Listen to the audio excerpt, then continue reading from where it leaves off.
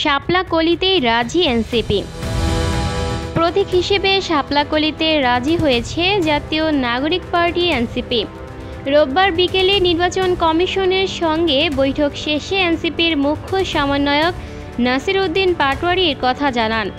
নাসির উদ্দিন পাটোয়ারি বলেন, সাদা শাপলা ও শাপলা কলিকে দলের প্রতীক হিসেবে চেয়ে ইসিকে চিঠি দিয়েছে জাতীয় নাগরিক পার্টি। শাপলা কলি দেওয়া হলে এনসিপি নেবে। তৃণমূল কলিকে ইতিবাচক হিসেবে নিয়েছে। তিনি বলেন, দেশবাসীর কাছে আমরা শাপলা কলিও নিয়ে কিছু পজিটিভ সাড়া পেয়েছি। এটা শাপলার চেয়ে এক ধাপ এগিয়ে শাপলা কলি হয়েছে, অর্থাৎ শাপলাও আছে, কলিও আছে।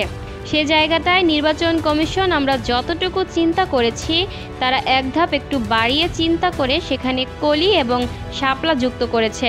এনসিপি নির্বাচনে ৩০০ আসনে প্রার্থী দেবে জানিয়ে নাসির উদ্দিন পাটোয়ারি বলেন, দেশের যে কোনো প্রান্তের মানুষ নির্বাচনে প্রার্থী হতে আগ্রহী হয়ে তাদের অফিসে আসলে তারা সেটা বিবেচনা করবেন।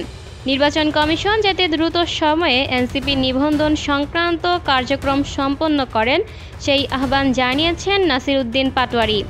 এদিন সিইসি এএমএম নাসির উদ্দিনের সঙ্গে বৈঠকে নাসির উদ্দিন পাটোয়ারি ছাড়াও ছিলেন দলটির যুগ্ম আহ্বায়ক খালেদ সাইফুল্লাহ ও যুগ্ম সদস্য সচিব জহিরুল ইসলাম মুসা।